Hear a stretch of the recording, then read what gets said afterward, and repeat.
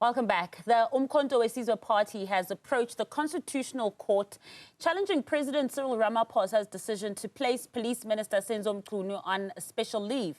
Instead of firing him, the party wants the Apex Court to set aside the appointment of Professor Firoz Cachalia as acting police minister.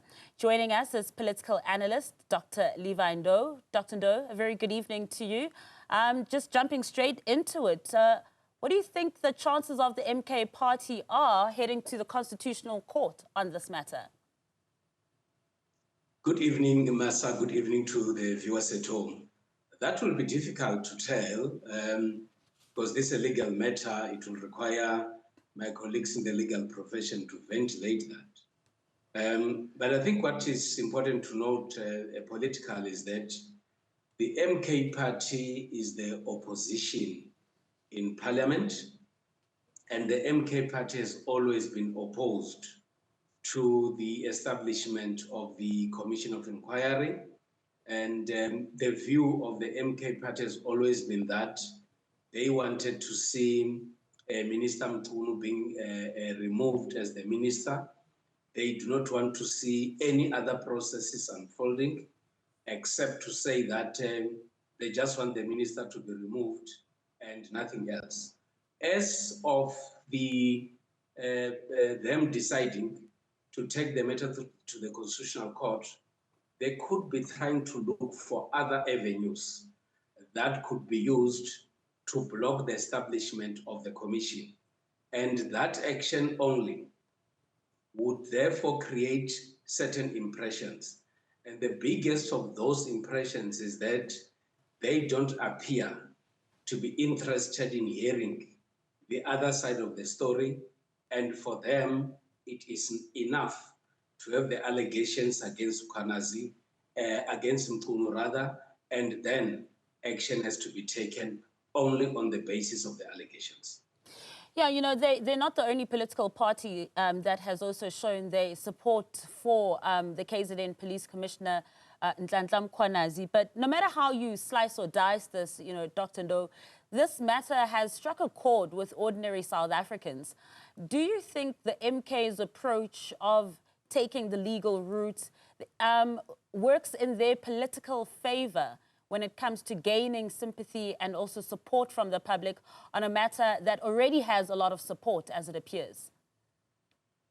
I think the first thing that society has to interrogate, and I'm challenging most South Africans to do so, is to ask the important question, in my view, which is that when we say we support Mkhonto, are we saying that we're supporting him because he made allegations, or we supporting him because we want to see the minister being removed, or we supporting Mkhonto for political reasons, or are we supporting his bravery?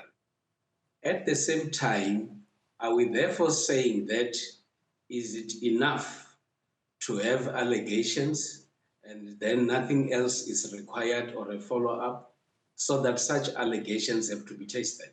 So I think those are the main questions that as South Africans we need to ask ourselves. But I think the MK party appears not to be having any other option. They opposed the establishment of the Commission of Inquiry. We all know that. And the president has therefore decided to come with the Commission of Inquiry. And in order to block the existence or the work of the commission, because it's established already, I think the best route for the MK party would be to take this matter to the courts in order for them to adjudicate. And for me, that will be an indication on the part of the MK party that they still believe in the judiciary to take decisions that everyone has to abide by. But at the same time, we also need to note that in the allegations made by Mkhonto, the people in the legal profession are implicated, those in parliament are implicated, including those that are in the executive. So the different arms of government are implicated in these allegations. Yeah, so it is quite wide-reaching indeed. Also, another avenue that the MK party seems to be taking apart from the legal route, is also going to Parliament, suggesting a motion of no confidence in President Cyril Ramaphosa. This won't be, of course, the first that we're seeing this, but considering the political climate, the mistrust, everything that has also happened, particularly in the past 2 weeks after that press conference by Nhlanhla Mkhwanazi, do you think that this is and would be an opportune time for a motion of no confidence for those who are detractors of the president? If you do not want the Commission of Inquiry to take its ground, you need to come with all the different strategies to prevent this commission from continuing.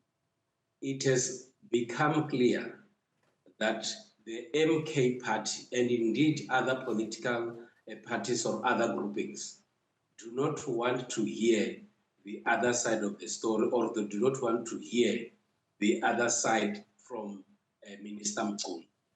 They also do not want to hear anybody else coming up with evidence in the commission.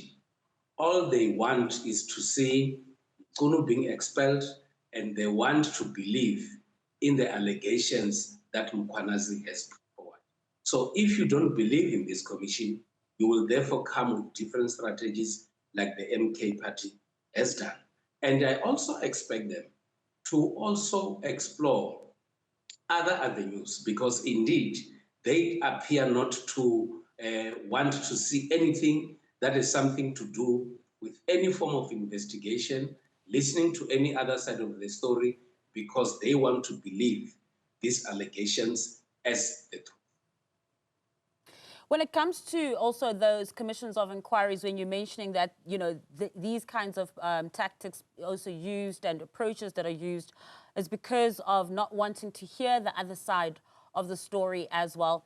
However, there is also a growing sentiment amongst ordinary South Africans with this fatigue and lack of confidence in commissions of inquiry that seem to not yield tangible results when it comes to accountability and prosecutions. So it's a thought that is already not only isolated to the MK, but there are concerns about this. I mean, it was the Labour Party who was also in court yesterday to try and stop the very, what is this, the dialogue of national unity, that dialogue that we're supposed to be having soon. So there does seem to be a fatigue around just talking in the country. There is, of course, a huge fatigue when it comes to the establishment of commissions.